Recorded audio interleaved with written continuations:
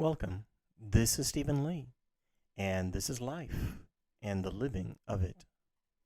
I want to talk about identity, how we see ourselves, and then how we show up in the world.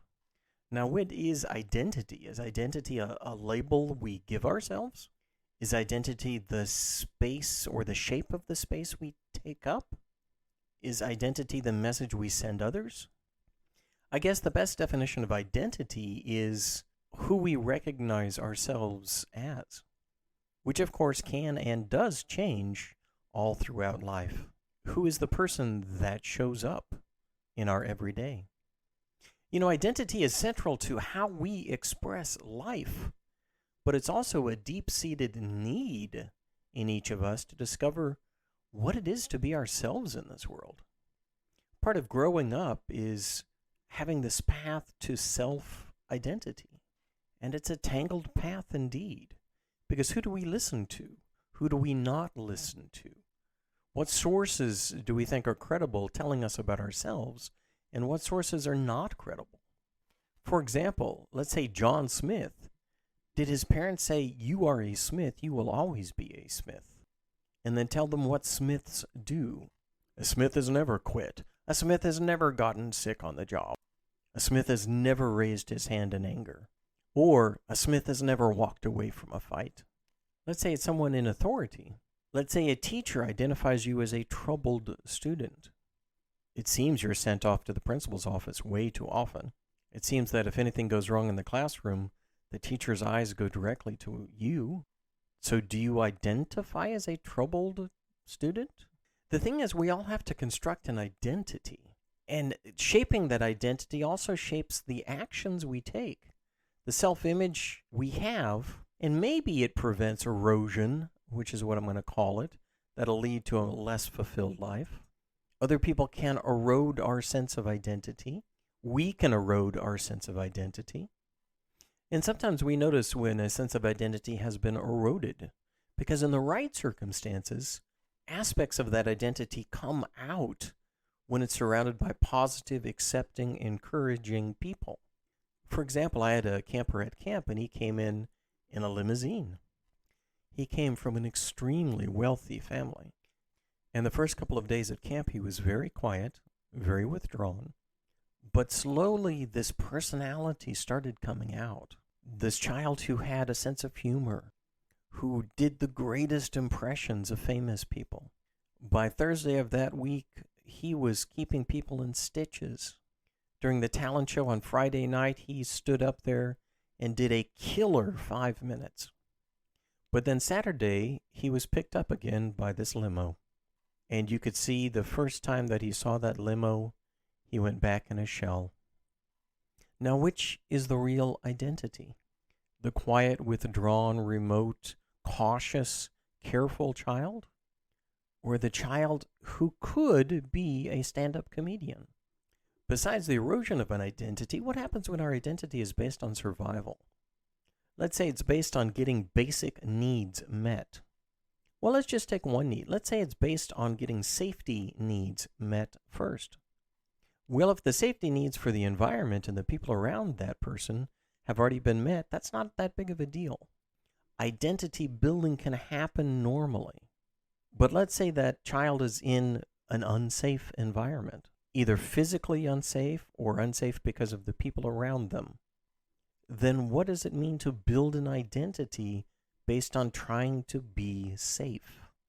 Do we get an identity that's closed in like a turtle, or that freezes, or that flees? Or do we get a more aggressive identity, a distrusting identity? Someone who attacks first and asks questions later. Someone who is very egocentric because they have to be. We could say that identity dysfunction is when one aspect of identity overrides all other aspects of identity. For example, the survivor overrides any other manifestation of who we are in the world. So what is it that allow identities to form that are based on something other than just the self? How and where does group identity help individual identity? Now, I can take my own faith, which is Christianity, And I can see that idolatry in identity happens when we are only self-focused. What happens when our interactions are not based on acting towards another as a beloved of God, but interacting with another on a transactional or utilitarian level? Then suddenly the identity is not by being a child of God and seeing others as child of God, but it moves away to what's good for me. What am I going to get out of this relationship? How can this person be useful to me?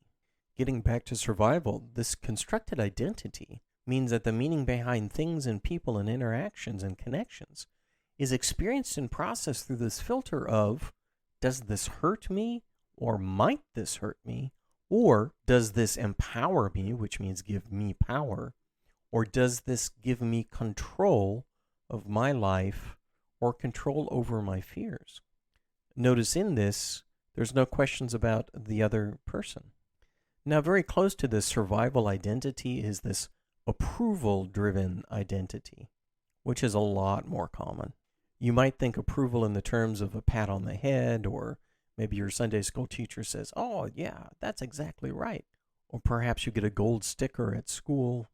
But what I'm talking about is approval identity, as in whoever gives you the most approval or the kinds of approval you want has control over shaping your identity. For example, identity creation has become monetized by social media, and it actually preys upon our insecurities about our identity and also our deep desires for our life to have meaning. And because of this approval-driven identity is really susceptible to this moral ambiguity based on approval. Because identity is something that we suppose happens inside of us, it is something that we feel. And because we feel this identity, it's closely connected with our sense of what's good. If we have this approval-seeking identity, and people say that something we did that might not be good is good, yay, we get several likes for it, then we do it. And eventually we come to see we are a person who does this. For example, writing on bathroom stalls, blowing up toilets, vandalizing property. All of these things have happened on social media, and students have been pushed in social media to destroy things, to vandalize things.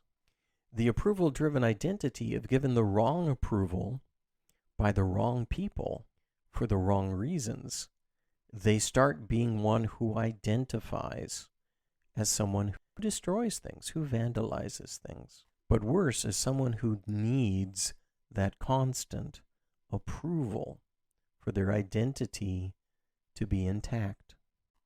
Now, with identity in relationships, it gets worse if you're approval-driven. And it gets a lot worse if you're survival-driven. Because if someone starts telling you how you should act, or be, or think, or present yourself to the world, otherwise approval, aka love, will be withheld, then suddenly your ego, your identity starts changing. It's called ego disillusion. The self you were when you came into the relationship is not the self you identify as during this abusive relationship. But let's take this also to religion. If your religion teaches you that only a select people are favored of God, and to not really treat other people as good as yourself, and so you start identifying as this one religion or this one denomination, and you start treating people who are not part of this religion or not part of this denomination as worse than you, and you get approval from others around you for vilifying these other people, for not spending time with these other people, for not being friends with these other people. And again, that's an ego and an identity dysfunction. Now, with both survival identities and approval-driven identities, there's something that happens as the identity erodes. Our ability to tell truth from falsehood, right from wrong, also erodes. Which aspects of truth are incompatible with these identities?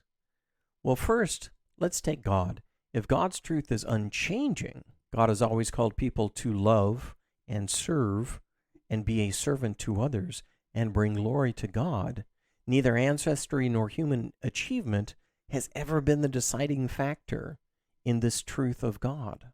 You shall love the Lord your God. You shall love your neighbor as yourself. These haven't changed since the original writing of the scriptures. But let's take approval-driven identity. Whatever is good for us online becomes part of our identity. And whatever is good online is kind of fluid and ever-changing. Like Facebook has algorithms programmed to highlight and reinforce things like confirmation bias, paired with rapid sharing of information on social media platforms. And something that's actually a falsehood or maybe could be of injury to people could be all around us in a span of minutes, could be misrepresented to us 1,000 times a day. And what truth is our identity based upon then? Now for me, Christianity is a way of identifying, which first identifies with some unchangeable truths.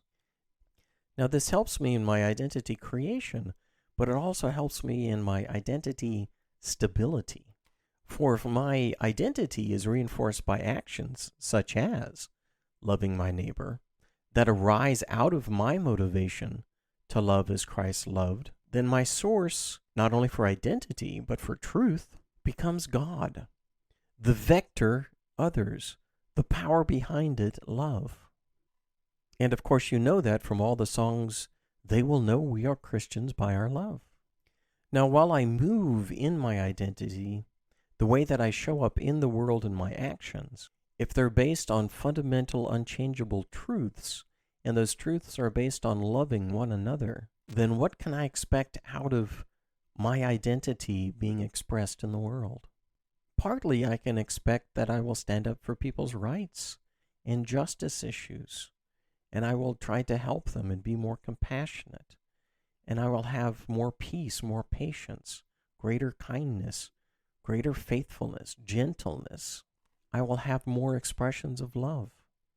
I will look in the mirror and see someone who does love and is loved.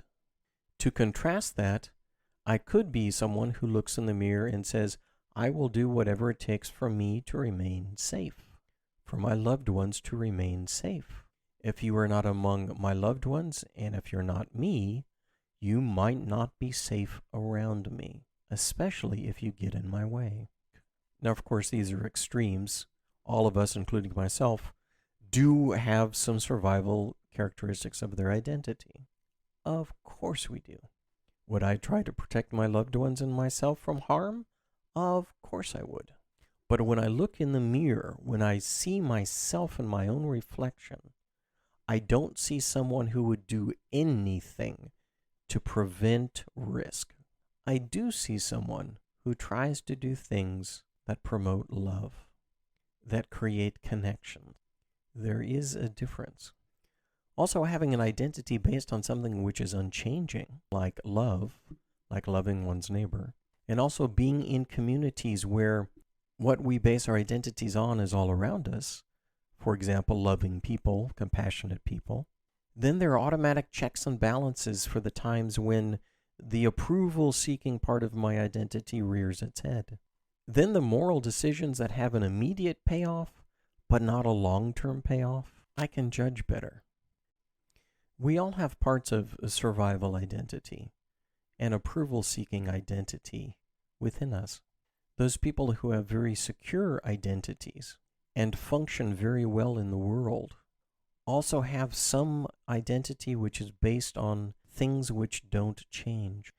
Now, if those things, those truths, those visions, those statements of faith or belief include good for you, good for your neighbor, good for the community, and good for the world, you are much more likely to live a more abundant life, to have higher quality friendships and connections, to live in healthier groups, families, and communities. But most important, you will have the checks and balances to keep you from becoming an approval-driven identity or only a survival-based identity. For we do become what we believe we are. And this is life and the living of it.